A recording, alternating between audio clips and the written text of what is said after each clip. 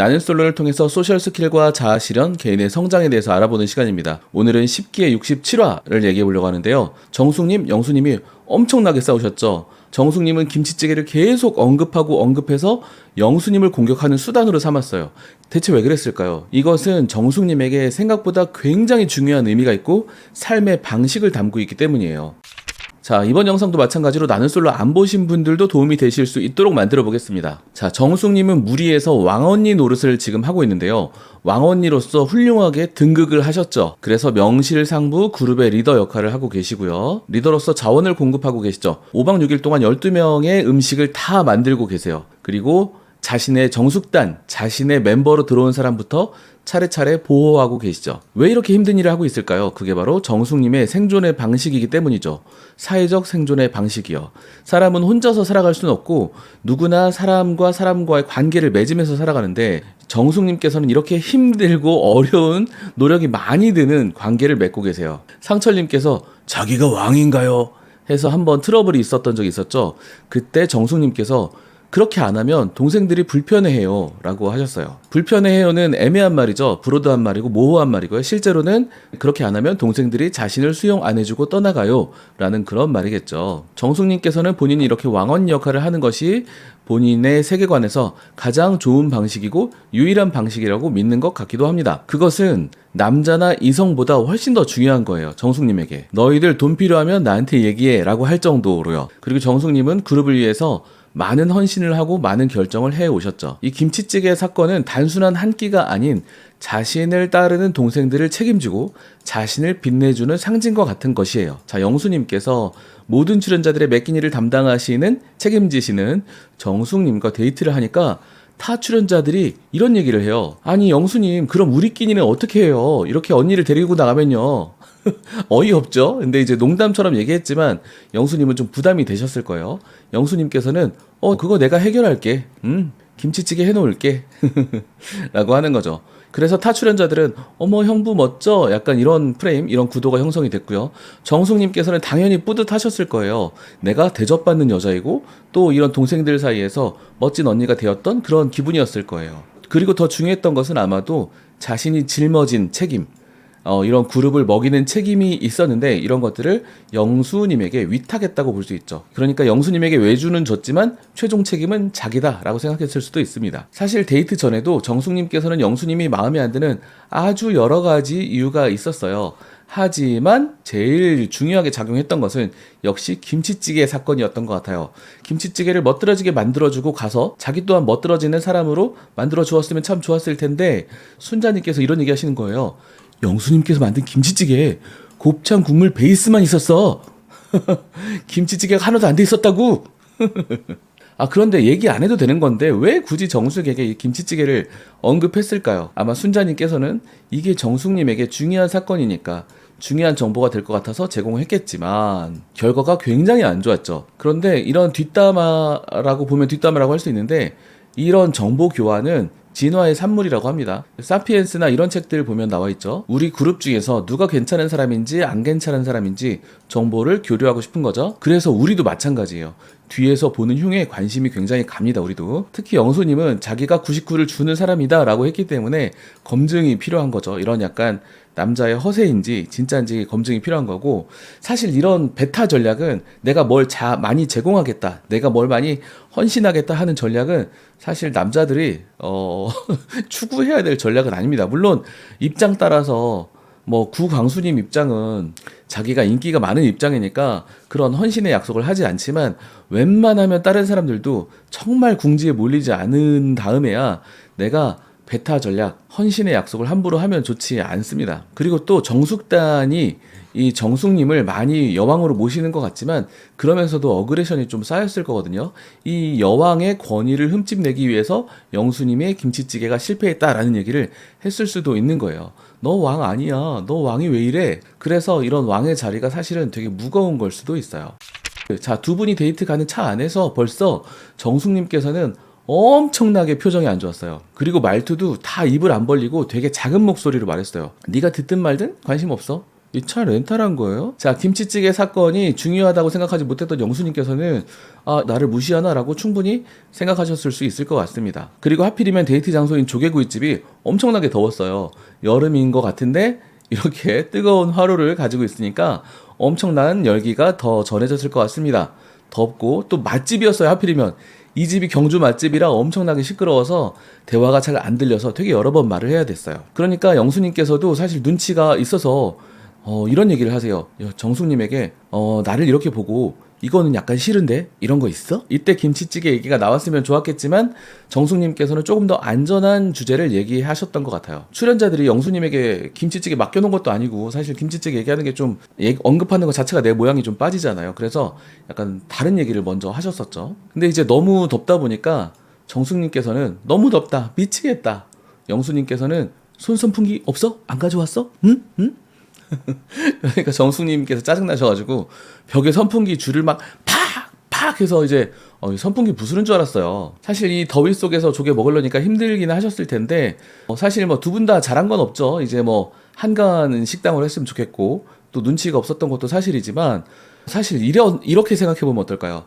지금은 남자가 데이트 코스를 준비했잖아요. 그게 아니라 여자분이 데이트 코스를 준비했는데 남자분이 너무 덥다 미치겠다 하면서 표정은 싸해지면서 선풍기를 팍팍 부시려고 막 키고 이랬으면은 아마 이 남자분은 아마 대역죄인이 되셨을 거예요. 아무튼 이런 환경이 안 좋아서 빨리 집에 돌아오게 됐는데 나름 갈등에 익숙한 이 영수님은 이 정숙님의 태도를 직접적으로 언급합니다. 되게 산만한 거 알죠? 사실은 당신 산만한 거 알죠? 이 유메시지 안 했으면 더 좋았을 뻔했죠.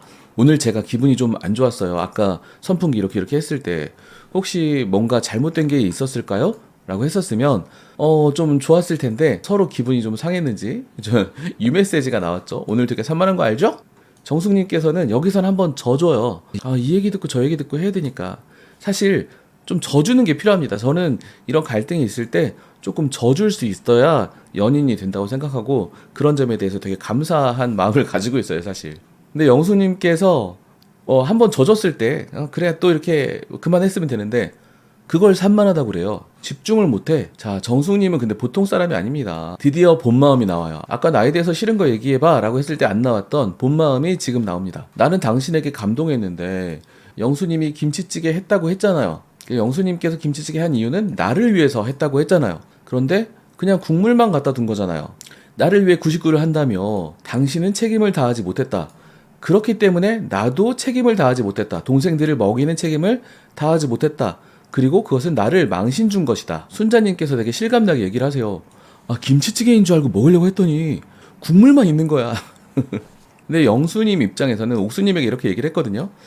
김치찌개의 베이스를 만든 것이다 라고 했고 사실 김치는 넣으신 것 같아요. 네, 국물만 있었던 건 아니고 김치까지는 넣으신 것 같아요. 정수님 아무것도 없고 곱창 국물밖에 없었는데요. 영수님 누가 그래요? 본인이 직접 봤어요? 근데 이게 국물만 있냐 김치가 들어갔냐 이것은 지금 하나도 안 중요해요. 뭐가 중요하냐면 정숙님께서는 동생들에게 웃음거리가 된 게 문제예요. 또 웃음거리가 되지 않았더라도 책임을 다하지 못했던 게 문제인 거죠. 어떻게 생각해보면 영수님께서 타 출연자들에게 뭔가 해주기로 했던 거잖아요. 김치찌개를.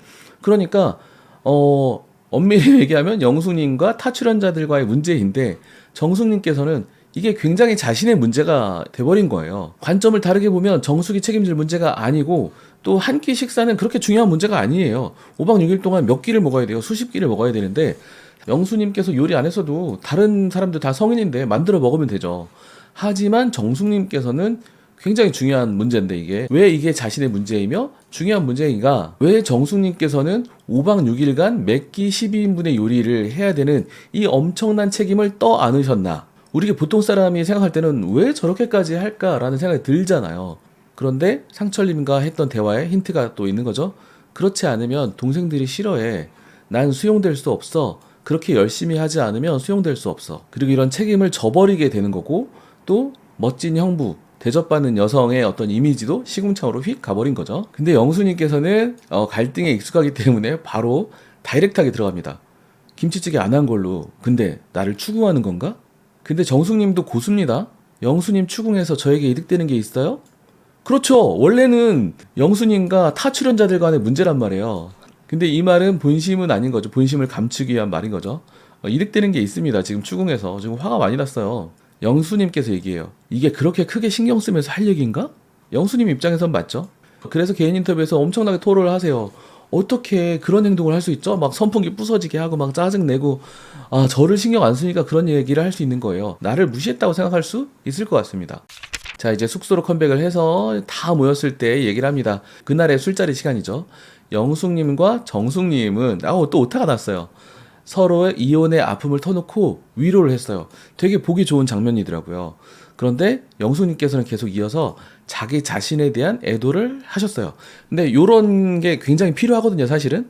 자기 자신을 애도를 해야 그 다음으로 넘어갈 수 있기 때문에 꼭 필요한 과정이고, 영숙님에게 꼭 필요한 그런 과정인 것 같아요, 현재. 그런데 이제 애도는 해야 되지만 방향성이 약간 애매하고 피상적인 거는 있었어요. 하지만 이게 잘못된 게 아니라 이게 시작이고, 이거 다른 사람의 도움을 받아서 더 이제 계속 애도를 해나가면 되는 거죠. 그래서 도울 타이밍이에요. 모두가 도왔습니다. 영식님이 토닥여주고, 영수님께서 내가 막상 데이트해보니까 마음이 흔들렸어. 당신은 괜찮은 사람이다 라고 얘기도 해줬고, 요거 다른 의도가 있었던 거는 뒤에 가서 말씀드릴게요. 또 정숙님께서 옆으로 이동해서 싹 영숙님을 끌어안으면서 언니가 있잖아. 힘들면 언니한테 기대 라고 하시면서 영수님께서 뭐라 말하고 계셨는데 그 말을 이렇게 싹 잘랐습니다. 근데 뭐 그럴 수 있어요. 왜냐면 영숙님에게 필요했던 것은 이런 위로였기 때문이죠. 근데 이제 계속해서 이제 영숙님께서 우리는 행복할 자격이 있다.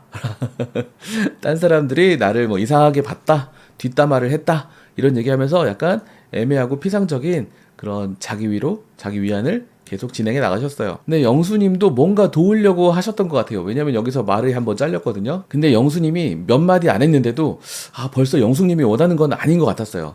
내 입장에서 봤을 땐 이혼이 두 번, 세 번 건 중요하지도 않고, 그런데 이제 말로는 몇 마디 아닌데 어떤 태도, 말투 이런 거 봐서는 벌써 영숙님께서는 되게 자기 위로가 자기 연민이 막 필요했던 그런 시점이거든요. 근데 정숙님이 봤을 때는 이거 영숙님이 원하는 거 아닌데? 라고 해서 말을 팍 잘라요. 그거는 영수님 생각이고, 영수님, 아니 내 생각을 얘기하는 거지. 정숙님 말을 또 잘라요. 우리는 지금 평균적인 얘기 하는 거예요. 영수님 말을 탁탁탁 잘랐지만 사실 영수님이 하실 얘기는 짐작이 가요. 그대는 괜찮은 사람이니 너무 과거에 연연하지 말라.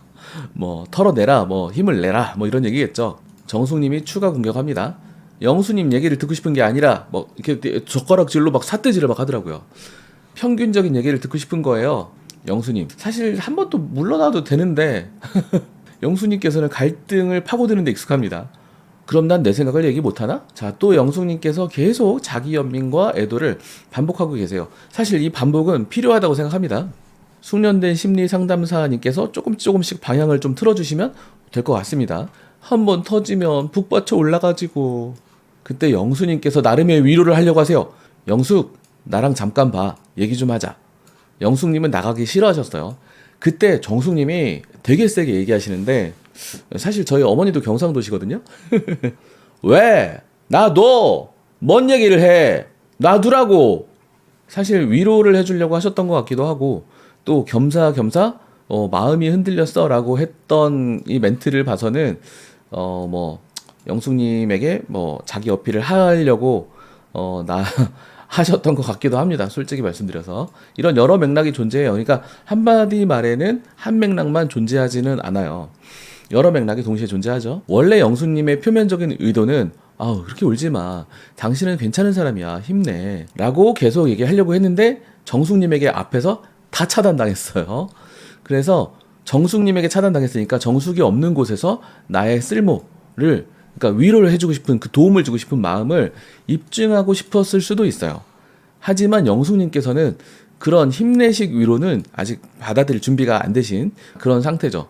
그리고 기회가 되면 영숙님과 이성적 관계로 발전되고자 하는 마음도 조금 있지 않았을까 합니다. 자, 그래서 나도 뭔 얘기를 해, 놔두라고 했을 때 그냥 또 져주었으면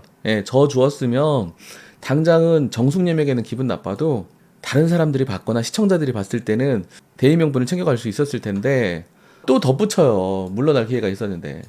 자기 자리로 돌아오면서 가슴이 찢어지는 건 본인만 하는 게 아니야. 이때 정숙님께서 찬스를 잡아가지고 얘기를 합니다.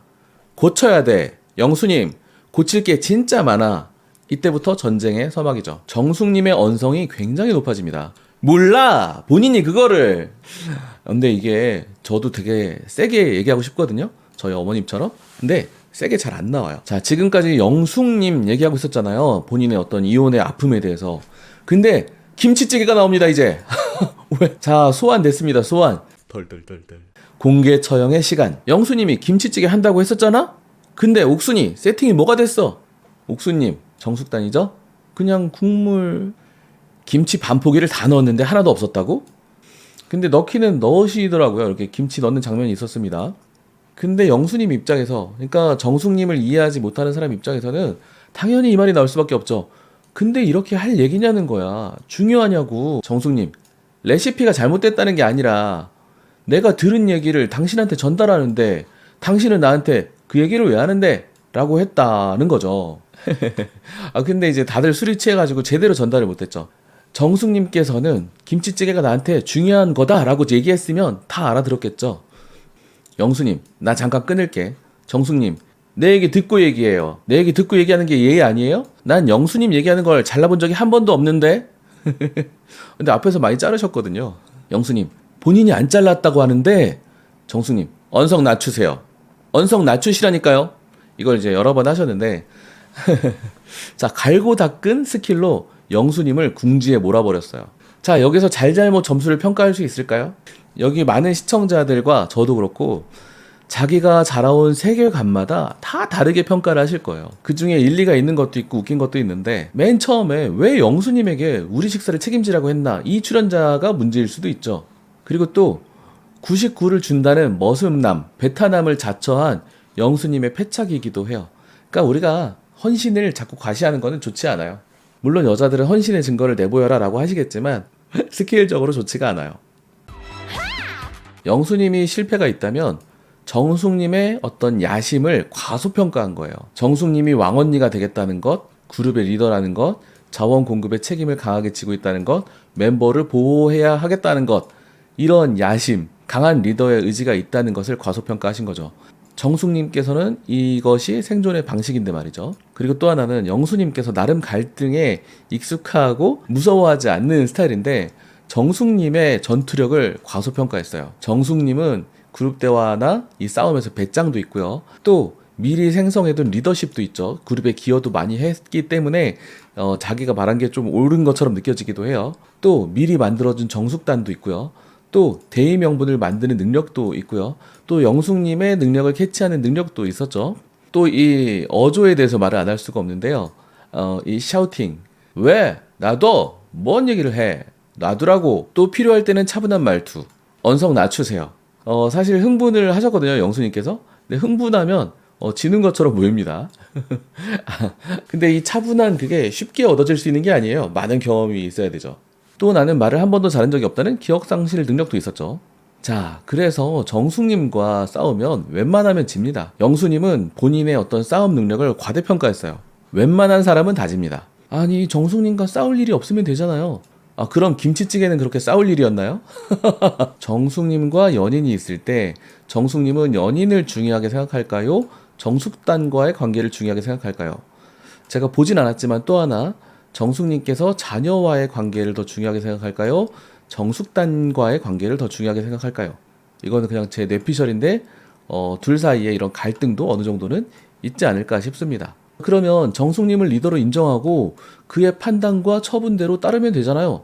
아, 그렇죠. 그게 바로 자기가 왕인가요? 이거죠.